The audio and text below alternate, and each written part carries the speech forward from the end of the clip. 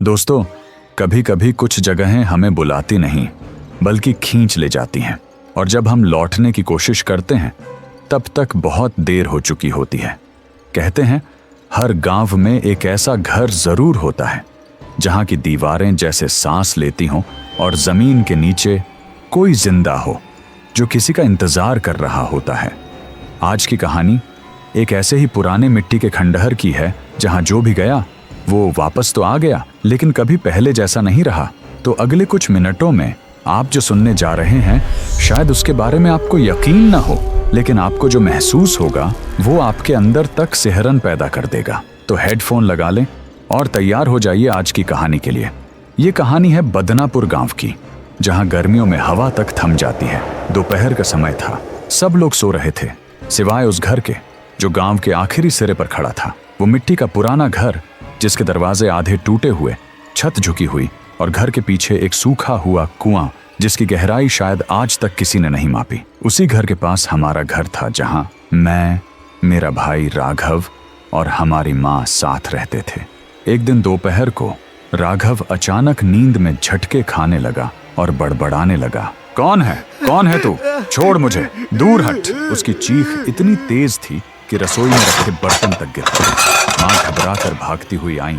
उन्होंने पानी डाला, लेकिन राघव अब भी कांप रहा था, जैसे उसने अभी अभी कुछ बहुत भयानक देख लिया हो। उस दिन के बाद से ये रोज होने लगा। हर दोपहर, हर नींद में वही चिल्लाहट, छोड़ मुझे, जाने दो।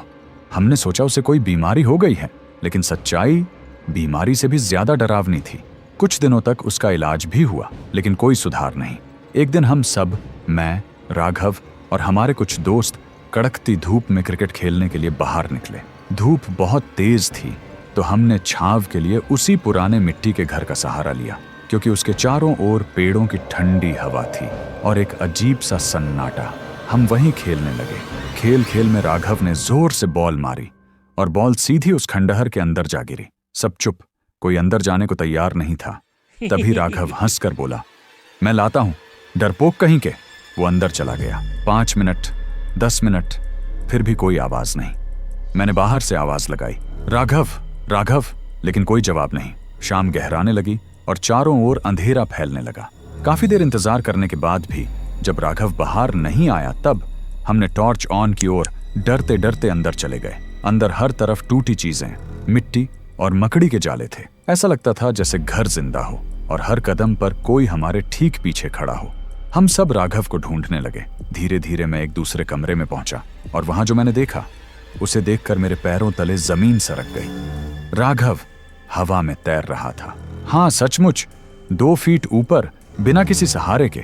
नीचे जमीन पर एक पुराना लकड़ी का ढक्कन खुला हुआ था, शायद किसी तहखाने का मालूम हो रहा था। और उसी ढक्कन के पास कोई खड़ा था, बहुत अजीब सा। साफ दिख नहीं रहा था, पर उसका पूरा ध्यान राघव पर था। जैसे ही मेरी टॉर्च की रोशनी उस पर पड़ी, ढक्कन जोर से धड़ाम होकर बंद हो गया और राघव नीचे गिर पड़ा। मेरी चीख निकल गई।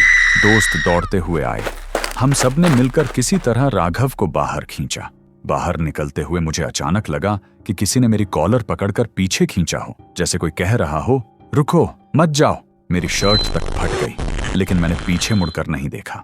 उस रात जब हम घर पहुंचे तो देखा पापा लौट आए थे, जो आमतौर पर काम के कारण गांव से बाहर ही रहते थे। हमने सब कुछ उन्हें बताया और सुनते ही पापा गुस्से से बोले, कितनी बार कहा है, उस पुराने घर के पास मत जाया करो, वो घर श्रापित है। रात में माँ ने राघव के माथे पर हल्दी लगाई और उसे अपने पास ही सुला लिया। मैं पापा के पास लेट गया। रात के सन्नाटे में पापा बोले, बेटा, वो घर पहले एक वैद्य का था, डॉ माधवदास। वो जड़ी बूटियों से लोगों का इलाज करते थे।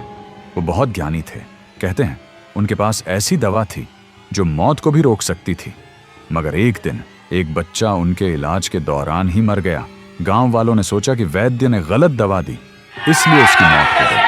और गुस्साई भीड़ ने उन्हें पत्थरों से इतना मारा कि वो अधमरे हो गए, जिसके बाद वो अपने घर के नीचे वाले तहखाने में जाकर छिप गए और वहीं उनकी मौत हो गई। मरते वक्त उन्होंने कहा था, जब तक मेरा इलाज अधूरा है मैं नहीं जाऊंगा। पापा ने आगे बताया, उसके बाद से ही उस घर से बदबू आती है, कराहने की आवाजें आती हैं और जमीन के नीचे से चीखें सुनाई देती हैं। ये सुनकर मेरा दिल बैठ गया। अगली सुबह राघव को होश आया। वो कांपते हुए बोला, माँ, वो बच्चा वही था जिसने मुझे नीचे खींचा। उसकी आंखें लाल थीं और वो बार बार कह रहा था, नीचे आओ, डॉक्टर बुला रहा है। ये सब देखने के बाद पापा राघव को लेकर मंदिर के पुजारी के पास गए। पुजारी उसे कोई भभूत खाने को दी और उसके हाथ पर एक लाल अभिमंत्रित धागा बांधा, जिसके बाद राघव धीरे धीरे ठीक तो हो गया, लेकिन उसके मन का डर कभी नहीं गया। उस घटना के बाद हम उस घर की तरफ कभी नहीं गए। आज उस जगह पर एक सरकारी दफ्तर बन चुका है। दीवारें नई हैं, छत मजबूत है, लेकिन लोग कहते हैं रात में जब चौकीदार सो जाता है तो तहखाने की दरवाजा अपने आप धीरे धीरे खुल जाता है, जैसे वो दरवाजा अभी भी किसी को बुला रहा हो। तो दोस्तों, ये थी हमारी आज की कहानी। तो क्या आपने भी कभी किसी पुराने घर के पास मिट्टी से आती सड़ी हुई गंध महसूस की है? अगर हां, तो शायद किसी अधूरे इलाज की कहानी अब भी जिंदा है। अगर इस कहानी ने एक पल के लिए भी आपके मन में डर जगाया हो तो इस वीडियो को लाइक करें और कमेंट में बताइए इस कहानी का कौन सा पल आपको सबसे डरावना लगा, क्योंकि अगले एपिसोड में प्यासी रूह लेकर आएगा एक और ऐसी ही कहानी। तब तक के लिए धन्यवाद और शुभ रात्रि।